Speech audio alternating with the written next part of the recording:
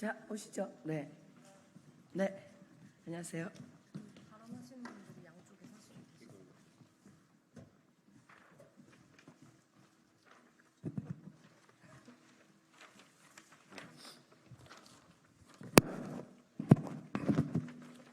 자, 이제 시작해도 될까요? 네. 일렬로 그냥 좀 앞으로 조금 더 나오세요. 네. 네, 조금 늦었습니다. 안녕하십니까. 더불어민주당 대전 대덕구 국회의원 박정현입니다. 오늘 이 자리는 대전 지역과 군산 지역의 전세 피해자분들의 목소리를 듣기 위해서 마련한 자리입니다. 저희 박정현 의원실에서 얼마 전에 경찰청에 요청한 자료에 의하면 2022년 7월 25일부터 지난달 1일까지 전세 사기 사건으로 검찰에 송치된 사건의 피해액이 자그마치 2조 2천억 원이 지금 넘고 있습니다. 지금 수사 중인 것까지 합치면 훨씬 더 피해액이 증가할 수 있을 것 같습니다. 굉장히 충격적인 결과이고요. 저희가 그간의 전세 피해 관련해서 이런저런 활동도 하고 보도가 나오긴 했지만 이렇게 구체적인 액수가 나오는 것은 이번이 처음인 것 같습니다. 이 중에 대전 지역의 경우는 다가구 피해가 많아서 인구 10만 명당 피해자 수가 약 100명에 이릅니다. 그래서 인구 대비 전세 사기 피해자가 가장 많은 지역이 대전이기도 합니다. 특히 대전 지역의 전세 사기 피해 건물의 근저당 대출의 상당수가 특정 새마을 금고에서 실행되었습니다. 그래서 새마을 금고에 대한 수사와 그리고 고통받고 있는 전세 사기 피해자들에게 사회적 책임을 새마을금고가 져야지 될 것 같습니다. 이런 내용을 갖고 오늘 전세 사기 피해 대책위원회에서 오셔서 기자회견을 할 텐데 일단 오신 분들 소개를 먼저 드리도록 하겠습니다. 대전 전세 사기 피해 대책위 정창식 위원장 오셨습니다. 네, 장선훈 위원장 오셨습니다. 박상현 부위원장 오셨습니다. 박혜빈 위원 오셨습니다. 백성현 위원 오셨습니다. 네, 임인재 의원 오셨습니다. 네. 군산 전세 사기 피해 대책위원회 김섭 위원장 오셨습니다. 서울 지역 전세 사기 피해자 하정희 씨 오셨습니다. 네. 전보경 씨 오셨습니다. 네. 이제 이어서 장선훈 공동위원장 진행으로 기자회견을 이어가도록 하겠습니다.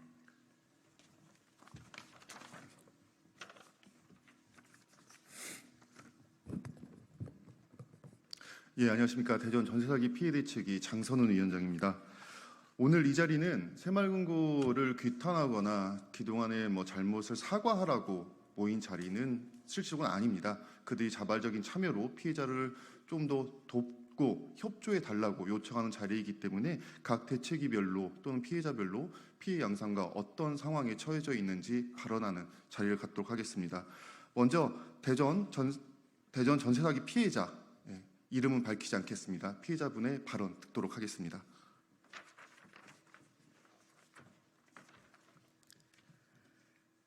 네, 안녕하십니까. 저는 대전 전세 사기 피해자로 이 자리에 서게 된 이민재라고 합니다.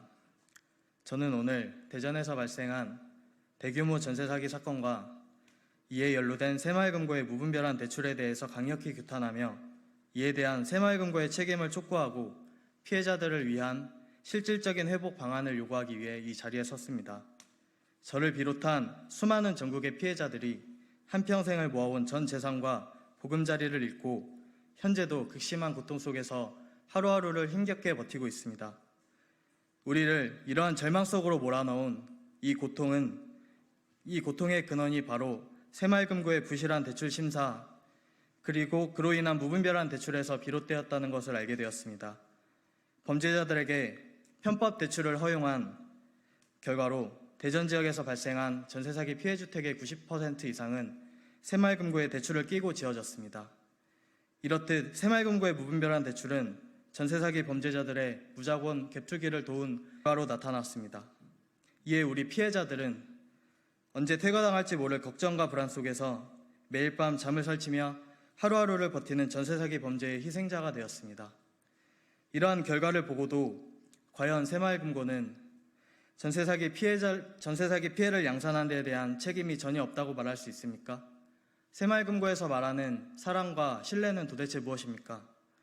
이제라도 피해자들의 목소리에 귀를 기울이고 피해자들이 신뢰를 배신당했다고 생각하지 않도록 지금부터라도 그 신뢰를 회복하기 위한 책임을 다해야 할 것입니다.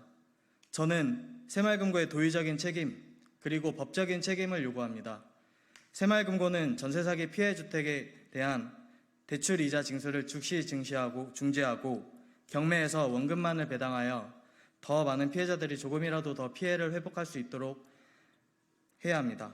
또한 대전 전세사기와 관련된 대출에 대한 모든 건에 대해서 중앙에서 철저한 조사를 실시하고 불법 대출에 연루된 모든 책임자들의 법적 처벌을 받을 수 있도록 해야 할 것입니다. 저희 전세사기 피해자들은 지금도 수많은 억울함을 마주하며 견디고 또 견뎌내고 있습니다. 더 이상 억울함에 좌절하지 않도록 새마을금고의 정의로운 해결을 요구합니다. 새마을금고의 자발적인 책임으로 저희의 목소리가 헛되지 않기를 바랍니다. 감사합니다. 예, 새마을금고의 이 근저당 대출은 무분별한 편법 대출로부터 사기의 원인이 되었습니다. 이뿐만 아니라 기존의 전세자금 대출을 개인 신용대출로 전환 유도하면서 그들의 이익을 부풀리기까지 했습니다. 이로 인해 전세사기 피해자로서의 금융 지원을 전혀 받지 못하고 있는 지역도 발생되고 있고 그 지역을 대표해서 군산 전세사기 피해 대책위 김섭 위원장의 발언을 듣도록 하겠습니다.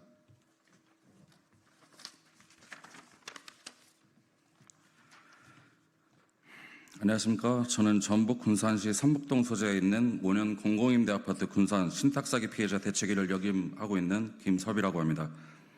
군산뿐 아니라 전국 공공임대 아파트에서 벌어진 신탁 전세 사기의 금융권의 부실 대출과 연관되어 있다는 사실을 알리며 정부와 지자체의 적극적인 도움을 요청하고자 이 자리에 섰습니다.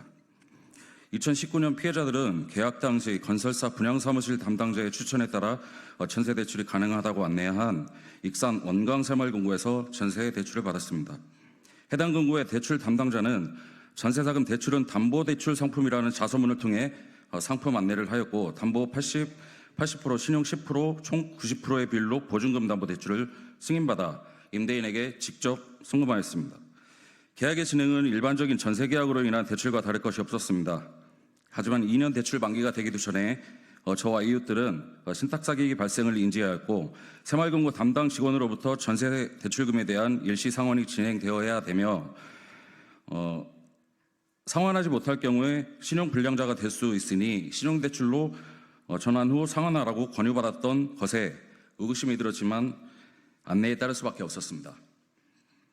피해 임차인들은 결국 3%대의 전세 대출 상품에서 10%대에 육박하는 개인 신용대출로 전환할 수밖에 없었고 한 달에 80만 원에서 100만 원에 달하는 이자를 내는 상황입니다. 전세대출을 개인 신용대출로 전환하게끔 권유한 것은 애초 전세대출 과정에 있어서 새마을금고의 과실을 은폐하려고 의구심이 들었습니다. 대출 담당 직원은 임차인이 1순위이기 때문에 안전하며 보증보험 가입이 될 것이기에 전혀 문제가 없다고 안내하였습니다.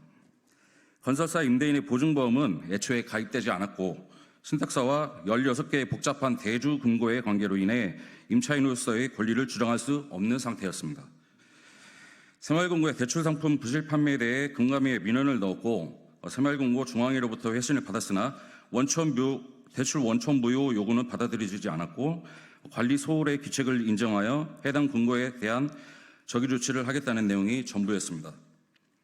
하지만 그 적의 조치조차 제대로 시행되지 않고 피해자들에게 이자 징수만 해가고 있는 상황입니다. 시중은행 대출은행 행원의 말에 따르면 모든 대출엔 늘 리스크가 따릅니다. 이 리스크 때문이라도 대출을 취급하면서 행원들은 주의를 기해야 됩니다. 더군다나 일반 서민들에게 전세자금 대출은 가장 큰 규모의 대출이기 때문이기도 합니다. 그런데도 해당 금고의 행원이 대출 과정과 심사 등 어느 한 부분을 놓쳐 실수가 생긴 것이라면 그 피해에 대해 온전한 배상을 책임져야 됩니다. 저희는 전세사기 피해자임에도 불구하고 금고의 과실 은폐를 목적으로 하는 개인 신용대출로 전환한 탓에 피해자 금융지원 정책을 하나도 지원받지 못하고 있습니다.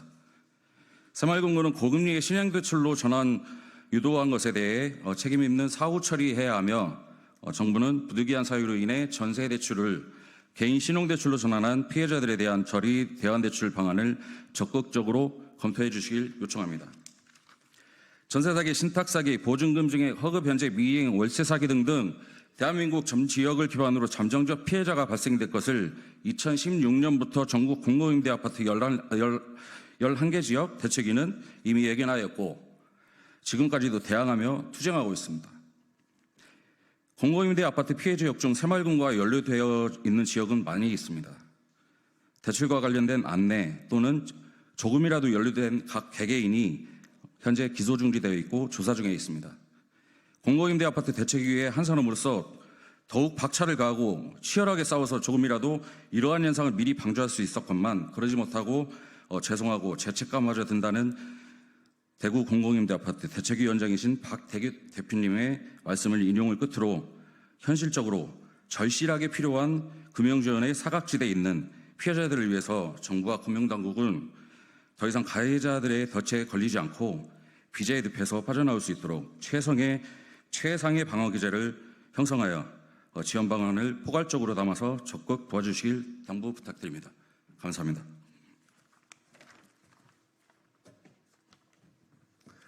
예, 다음으로는 대전 전세사기 대책위 장선은 제가 발언하도록 하겠습니다. 전세 사기를 놓고 피해자와 사기 임대인만을 놓고 논하기엔 그 규모가 너무 커져버렸습니다. 전국 2만 명에 가까운 피해자가 발생하였고 피해자 대부분은 전세 대출이라는 금융상품을 이용했습니다. 사기 임대인들 역시 담보대출을 이용했습니다. 모든 전세 사기의 시작은 대출이었습니다. 대출이 가능하였기에 무자본 갭 투자가 성행했고 그로 인해 피해자들은 덫에 걸렸습니다. 보다 철저한 담보대출 심사가 있었다면 자본금 하나 없는 사기 임대인들이 무수히 많은 건물을 매입하고 짓지 못했을 것입니다. 수많은 피해자가 발생한 상황에서 대출을 진행한 금융권의 피해는 도대체 무엇입니까? 임차인은 전세대출 원금 이상을 상환하고 사기 임대인은 진행한 담보대출을 경매를 통해 원금의 이자까지 금융사는 배당받아 가고 있습니다. 정해진 기준 금리에 따라 이자율을 징수하는 금융권의 권리에 대해 피해자는 막을 도리가 없습니다. 하지만 사회적 재난이라는 전세 사기의 근본적 발생 원인에 있어 금융권의 무분별한 담보대출 실행은 분명 원인 중 하나라고 볼 수 있습니다. 새마을금고, 신협 등 1금융에서 대출 실행이 잘 되지 않는 대전의 다가구 주택에 담보대출을 무분별하게 남발하였고 결국 수천 건의 경매건을 양산하게 되었습니다. 부실 채권이 아님에도 손해를 줄이고자 대부업체에 채권을 매각하는 행위도 현재 진행 중입니다. 그들의 기업의 이익을 위해 당연한 업무상 처리라 할 것입니다. 금융의 절대적인 가치는 사용자와의 신뢰가 아닐까 합니다. 신뢰를 잃은 금융의 가치는 가치를 잃은 상품과 같습니다. 전국 수많은 전세사기 피해자들은 금융사의 자발적인 사회적 책임을 요구하고 있습니다. 담보대출건에 대한 대부업체로의 채권 매각 금지, 이자 징수 금지, 경매 배당 시 원금 배당만을 적극적으로 참여한다면 신뢰의 가치는 다시 살아날 수 있을 것이라 믿습니다. 전세사기 특별법이 다시 논의되고 있는 상황입니다. 정부의 지원책과 금융권의 자발적인 참여가 있다면 피해자들은 다시 살아갈 희망을 얻을 수 있을 것입니다. 다음으로 기자회견문 낭독이 있겠습니다. 대전 전세사기 피해 대책위 정창시 공동위원장이 낭독하겠습니다.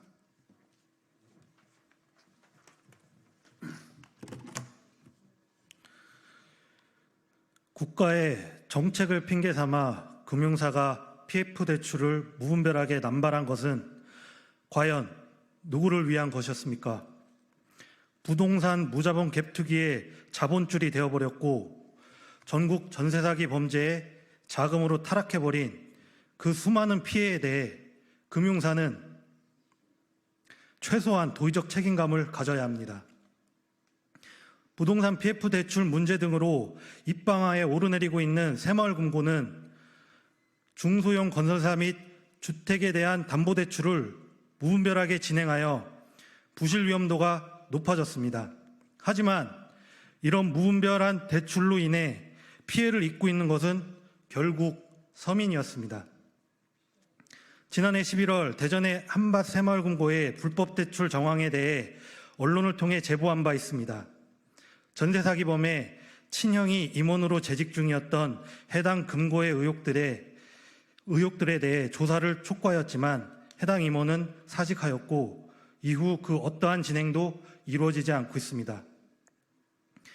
대전에 251채 다가구 전세사기 피해주택을 조사한 결과 총 근저당 1,961억 중 새마을금고 대출건이 1,772억으로 90% 이상 새마을금고에서 대출이 실행되었습니다. 조사된 251채 거주 중인 전세사기 피해자는 총 2,700여 명으로 대부분 경매 퇴거로부터 주관정을 위협받고 또 일부는 보증금 한 푼 회수하지 못한 채 이미 길거리로 나앉았습니다. 지지부진한 전세사기 특별법 개정으로 피해자들은 살고자 경매를 유예하고 있습니다. 주 배당 금액이 줄어들 것을 알면서도 유예를 선택할 수밖에 다른 선택지는 없었습니다. 하지만 금융사는 유예, 지연되며 쌓여가는 근저당 이자까지 우선순위로 배당을 요구하고 있습니다. 과실은 덮고 이익은 극대화하려는 행동이 과연 서민금융이라 자칭하는 새마을금고의 최선책인지 묻고 싶습니다. 정부의 조속한 지원 대책을 기다리며 경매를 유예한 것도 이제 곧 재개될 기간이 다가오고 유예 기간 중 쌓여버린 근저당의 이자로 인해 경매 배당이라는 최소한의 희망도 사라졌습니다. 대전의 평균 주택별 근저당 금액은 11억으로 금융사가 경매 배당 시 원금 배당만 해준다면 최소 2억가량의 배당 잔금이 남게 됩니다. 지금 국회에서 논의 중인 전세사기 특별법 개정안에는 경매 차액 안분안이 담겨 있습니다. 경매 차액에 대해서 피해자들에게 나눠주겠다는 것인데 대전의 경우 새마을금고에서 이자 징수 중지와 원금 배당에 자발적으로 참여할 경우 300억가량의 배당 잔액이 남게 되어 피해자들의 회복에 매우 큰 도움이 될 것으로 예상됩니다. 새마을금고를 비롯한 금융권에 요구합니다.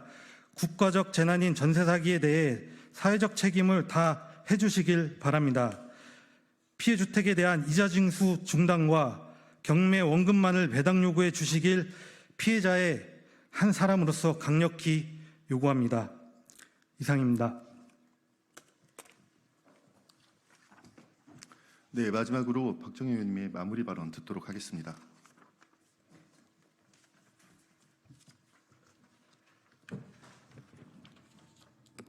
네, 우리 기자 선생님들 전세 사기 피해 관련해서 여러 정보도 들으셨을 거고 또 여기 와서 실제적으로 이제 기자회견 하는 분들도 만나셨을 것 같은데요. 그 전보다는 전세 사기 피해의 액과 피해의 유형이 더 정확하게 드러나고 있는 시점인 것 같습니다. 그래서 더 깊은 관심을 부탁을 좀 드립니다. 특히 이번에 전세 사기 피해 특별법 개정안과 관련해서 윤석열 대통령이 거부권을 행사한 것에 대해서 규탄하지 않을 수 없습니다. 최근에 윤석열 대통령은 민생을 입에 달고 있는데 실제로 대부분의 청년들이 피해자인 전세 사기 피해에 대해서 눈을 감는다면 윤석열 대통령이 얘기하는 민생은 그냥 헛소리일 뿐이라는 것을 분명하게 말씀드립니다. 또 국민의힘 역시 전세 사기 피해 청년들의 이 울부짖음을 잘 기억하고 이 재의결하는데 협조해 주실 것을 다시 한번 촉구합니다. 저는 행안위 위원으로 새마을금고가 전세 사기 피해를 가중시키는 일을 했다면 그것에 대해서 명백한 책임을 묻고 다시는 이런 일이 일어나지 않도록 열심히 대책을 수립하도록 하겠습니다. 네, 고맙습니다. 네, 이상으로 기자회견을 마치도록 하겠습니다. 기자 여러분의 많은 보도 부탁드립니다.